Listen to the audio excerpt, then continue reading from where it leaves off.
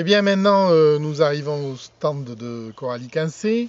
Alors, Coralie Quincé doit encore présenter notre super sculptrice. Hein, alors vous voyez qu'elle est très très à l'aise. Bon, alors dans des choses peut-être un peu attendues, c'est-à-dire de facture très classique, mais avec un très très joli travail du plissé, une force dans le sujet, c'est très très beau.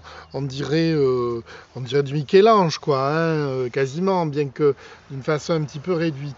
Hein, voilà, non. Alors, ce que je voulais dire, c'est que, bon, loin des choses comme ça, malgré tout assez conventionnelles, Coralie a d'autres zones de recherche, notamment au niveau de l'art contemporain, quoi.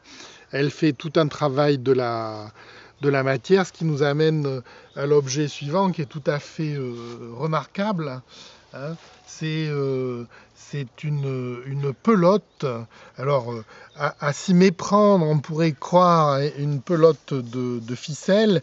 Et en fait, pas du tout. C'est un objet magnifique en marbre de Carrare, là, d'une blancheur immaculée, et en marbre des Pyrénées bleuté au centre. Et vous remarquerez avec le petit fil qui dépasse ce travail en finesse du marbre, quoi, qui donne l'illusion d'un objet réel, quoi.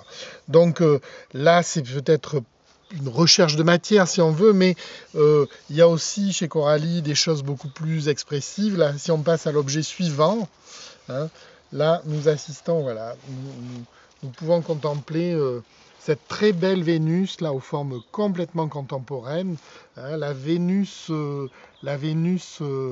à l'œil chafouin, hein, très équilibrée, puisqu'elle a un seul œil d'un côté, mais elle a le sein qui vient équilibrer les masses de l'autre, voilà, avec un petit tapotis là sur la matière avec des choses beaucoup plus brutes là, voilà.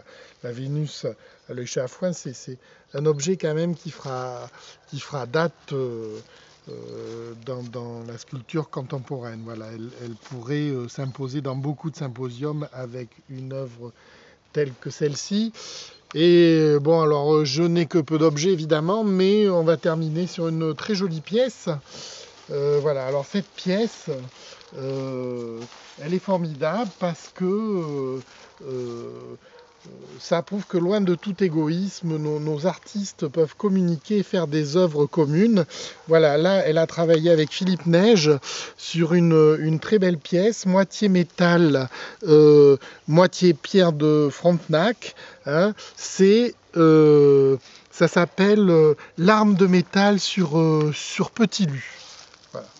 Voilà. Donc, je pense que les établissements petit lu devrait acheter cette pièce sans plus tarder. C'est une pièce de prestige. Voilà, alors magnifique finition sur la lame de métal, sur la perle de métal et magnifique travail de découpage sur le petit vu. Voilà, donc eh bien, nous allons de ce pas, une fois que vous aurez bien profité de la vision de ces magnifiques objets, hein, nous allons de ce pas aller voir le stand d'un autre artiste.